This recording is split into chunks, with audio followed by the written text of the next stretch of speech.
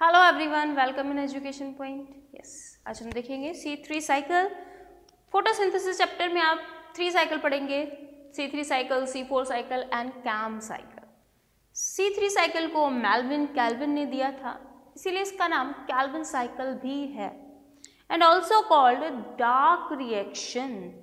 Why we call a dark reactions? Photosynthesis की 2 phases हैं, एक है लाइट रिएक्शन, दूसरी है डार्क रिएक्शन। लाइट रिएक्शन में सनलाइट की रिक्वायरमेंट होती है और सनलाइट की रिक्वायरमेंट होके या सनलाइट का यूज करके ATP एंड NADPH बनता है। लाइट रिएक्शन के प्रोडक्ट क्या है?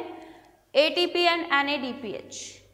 ये जो लाइट रिएक्शन से प्रोडक्ट बने हैं, इनका यूटिलाइजेशन होगा डार्क रिएक्शन में। ओके, डार्क रिएक्शन आपका क्लोरोप्लास्ट के स्ट्रोमा पार्ट में होती है और लाइट रिएक्शन क्लोरोप्लास्ट के ग्रेना पार्ट में होती है। ओके, अब यहाँ पे ये जो प्रोडक्ट बने हैं लाइट रिएक्शन से, ये डार्क रिएक्शन में यूटिलाइज होंगे। अब बहुत सारे बच्चे समझते हैं डार्क रिएक्शन रात में हो रही है, नहीं, दोनों reaction, light reaction and dark reaction simultaneously चलती है।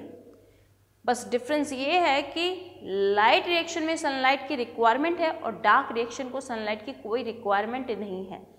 लाइट रिएक्शन से जो प्रोडक्ट बन रहा है NADPH एंड ATP, वो सीधा डार्क रिएक्शन में जाता जा रहा है। ओके, डार्क रिएक्शन स्ट्रोमा में हो रही है। डार्क रिएक्शन को चलाने के लिए बहुत सारे एंजाइम्स की जरूरत पड़ती है और एंजाइम्स आपके स्ट्रोमा के पास होते हैं, ग्रेना के पास नहीं। ग्रेना के पास है क्लोरोफिल मॉलिक्यूल्स जो कि लाइट को ट्रैप करेंगे, लाइट को एब्जॉर्ब करेंगे। ओके, इसीलिए ग्रेना में लाइट रिएक्शन हो रही है और स्ट्रोमा में डार्क रिएक्शन हो रही है। सिंपल सी बात है, लेकिन याद रखना दोनों ही रिएक्शन दिन में ही कॉज हो रही है। क्लियर? अच्छा, इसको बायोसिंथेटिक फेज और साइकिल इसलिए कहते हैं क्योंकि यहाँ पे फॉर्मेशन होगा आपका ग्लूकोज का।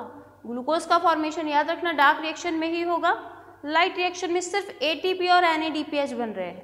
ओके, अच्छा, क्या डार्क रिएक्शन लाइट रिएक्शन पे डिपेंड करती है? यस, टोटली डिपेंड है। अगर ये नहीं बनेगा, ATP और NADPH नहीं बनेगा, तब डार्क रिएक्शन भी नहीं होगी। ओके, ये डिपेंड करती है लाइट रिएक्शन पे। अब मेल्विन कैल्विन ने जब ये प्रोड्यूस किया था, ये कोई प्लांट लेके नहीं, इन्होंने एल्गी के ऊपर अपना ये रिसर्च की थी कि C3 साइकिल भी परफॉर्म होती है। एल्गी, कौन सी एल्गी की वैरायटी ली थी? Chlorella and scenedesmus. Okay, scenedesmus and chlorella, 2 algae की स्पीशीज के ऊपर इन्होंने ये रिसर्च किया। ठीक है, एल्गी भी फोटोसिंथेसिस कर सकते हैं, chlorophyll A, chlorophyll B pigments होते हैं इनके पास। ठीक है, तो ये एल्गी के ऊपर रिसर्च करके पता चला कि इस टाइप से डार्क रिएक्शन परफॉर्म होती है, या फिर विदाउट लाइट, या फिर कह सकते हो कि लाइट की बिना रिक्वायरमेंट के, या फिर independency of the light. Okay, तो जो परफॉर्म हो रही है रिएक्शन, उसको डार्क रिएक्शन बोल दिया। अब यहाँ से ही पता चला कि ग्लूकोज का फॉर्मेशन भी डार्क रिएक्शन में हो रहा है। रिएक्शन देखते हैं कैसे है। अब रिएक्शन के लिए आपको याद रखना है एक एंजाइम का नाम, जिसका नाम है rubisco. Rubisco full form is the ribulose 1,5 bisphosphate carboxylase oxygenase. Carboxylase and oxygenase. अब देखो इसके नाम से क्या समझ में आ रहा है? Carboxylase, oxygenase. ये ड्यूअल नेचर का होता है, बड़ा ही खराब नेचर का होता है एक्चुअली।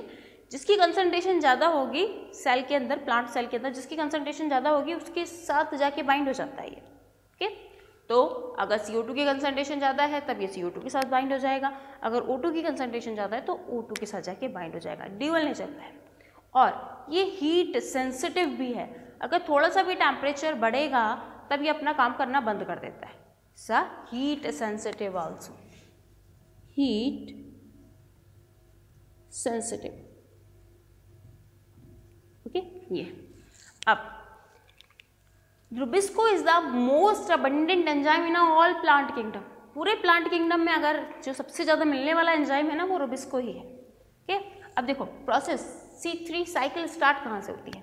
एक आपका कंपाउंड है RUBP, ये RUBP है ना, RuBP जैसे ही CO2 अंदर एंट्रैप करा, CO2 एक्चुअली ये फिनोमिना पूरी हो कहाँ पे रही है, ये लीफ के मीजोफिल सेल में हो रही है। और मीजोफिल सेल के अंदर ऑर्गेनेलीज है आपका क्लोरोप्लास्ट के स्ट्रोमा में, याद रहेगा मीजोफिल, लीफ, ऐसे एक सीक्वेंस लिखेंगे, leaf,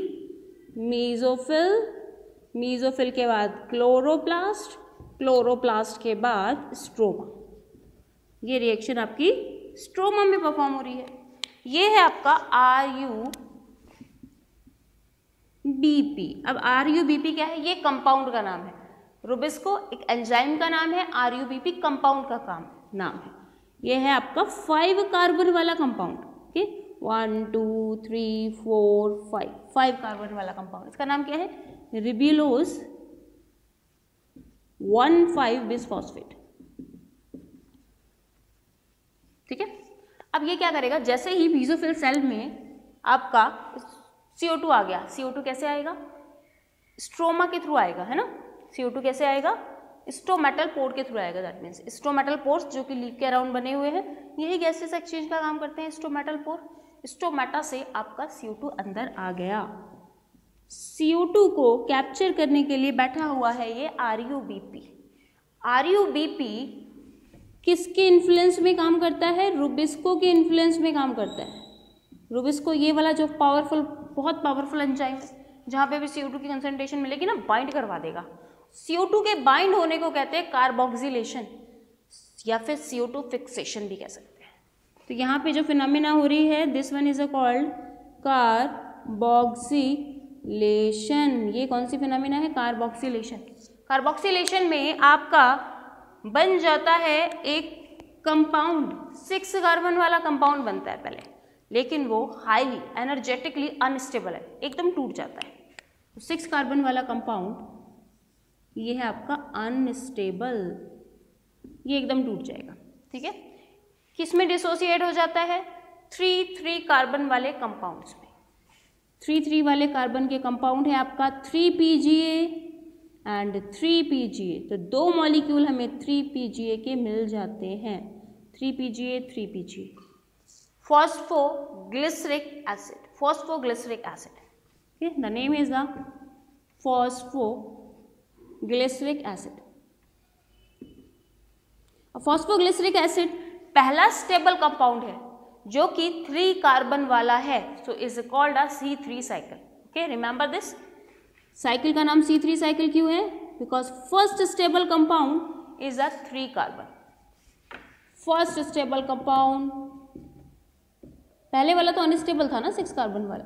first stable compound is the 3 carbon compound, phosphoglyceric acid. यहाँ 3 भी लगाएंगे, 3 फॉस्फोग्लिसरिक एसिड। पोजीशन है ये, एक्चुअली 3 कुछ नहीं है, पोजीशन है कि फॉस्फेट किस पोजीशन पे लगा हुआ है। अब यहाँ पे कार्बोक्सिलेशन हो चुका है। कार्बोक्सिलेशन यानी हमने कार्बन को फिक्स कर लिया। फिक्स किसके अंदर कर दिया, 3PGA बना दिया, फॉस्फोग्लिसरिक एसिड बना दिया कार्बन डाइऑक्साइड को लेके। अब ये जो है आपका फॉस्फोग्लिसरिक एसिड, इसका हमें करना है रिडक्शन। पहली फेज आती है कार्बोक्सिलेशन, सेकेंड स्टेप आता है रिडक्शन। अब कभी भी किसी भी कंपाउंड का रिडक्शन होता है ना। अब यहाँ पे है हमारे पास acid, phosphoglyceric acid.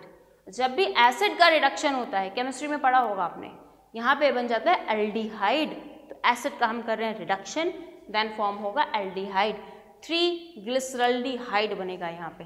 Formation of a 3 glyceraldehyde, 3 glyceraldehyde का फॉर्मेशन हो गया। एसिड रिड्यूस हुआ और आपका एल्डिहाइड बना दिया।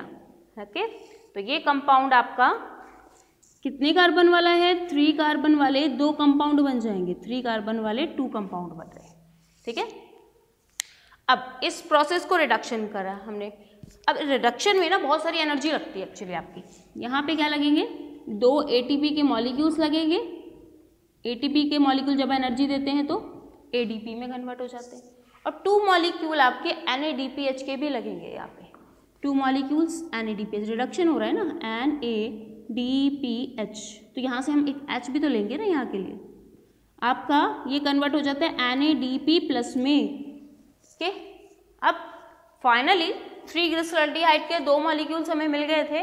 एक लास्ट स्टेप होगा आपका रीजनरेशन। साइकिल की ये खासियत होती है कि फाइनल बाद में जो प्रोडक्ट जहाँ से हमने स्टार्ट किया था वो वापस हमें मिल जाता है। तो यहाँ पे थर्ड वन प्रोसेस होगी रीजनरेशन। रीजनरेशन दोबारा से आपका RUBP का बनना। RUBP आपका 5 कार्बन कंपाउंड है। अभी हमारे पास 3 कार्बन के 2 मॉलिक्यूल यानी 6 कार्बन है हमारे पास, जिसमें से 5 कार्बन तो रीजनरेशन के लिए चले जाएंगे और बचेगा 1 कार्बन। क्या 1 कार्बन से ग्लूकोज बनाना पॉसिबल है? 1 कार्बन से ग्लूकोज बना लेना पॉसिबल है? नहीं। इसीलिए ग्लूकोज बनाने के लिए आपको कितने कार्बन चाहिए? 6 कार्बन चाहिए। इसीलिए ये प्रोसेस 6 टर्न लेती है। ग्लूकोज बनाने के लिए आपको 6 कार्बन चाहिए। हर साइकिल से 1 कार्बन बाहर निकल रहा है, तो आपको इस साइकिल के 6 टर्न चाहिए, तब जाके एक ग्लूकोज का मॉलिक्यूल बनेगा। ये क्वेश्चन आपका नीट में आया हुआ है। इस साइकिल के कितने टर्न होंगे कि आपको एक ग्लूकोज का मॉलिक्यूल्स मिले? 6 टर्न। अब कैलकुलेट करेंगे कि इसमें कितनी ATP लगेगी और कितना NADPH। इंपॉर्टेंट है। देखो, एक साइकिल में आप देख रहे हो 2 ATP यहाँ लग रहे हैं आपके। रीजनरेशन में भी बेटा, रीजनरेशन में भी ATP लगेगा। एक ATP आपका रीजनरेशन में भी यूज होगा। तो हमने देखा एक साइकिल में 3 ATP लग रहे हैं। 6 टर्न लेती है साइकिल।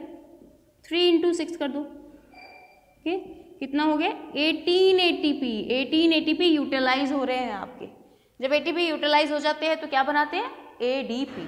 तो बाहर क्या निकलेगा? ADP निकल जाएंगे। कितने? 18 ATP बाहर निकल जाएंगे। सिंपल है। NADPH कितने यूटिलाइज हो रहे हैं? सिर्फ NADPH यहाँ यूटिलाइज हो रहे हैं, वो भी 2 हो रहे हैं। पूरी साइकिल कितनी टर्न ले रही है? 6 टर्न ले रही है। तो 2 × 6 12 NADPH क्या बन जाएगा? 12 NADP प्लस, ये बाहर निकल जाएगा। ठीक है।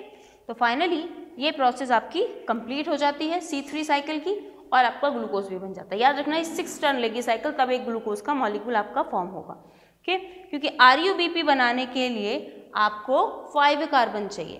क्लियर? RUBP बनाने के लिए 5 कार्बन वाला कंपाउंड चाहिए। ओके, चलो, तो ये प्रोसेस आपकी कंप्लीट हो गई है। If any query and doubts आप मुझे कमेंट बॉक्स में लिख सकते हैं।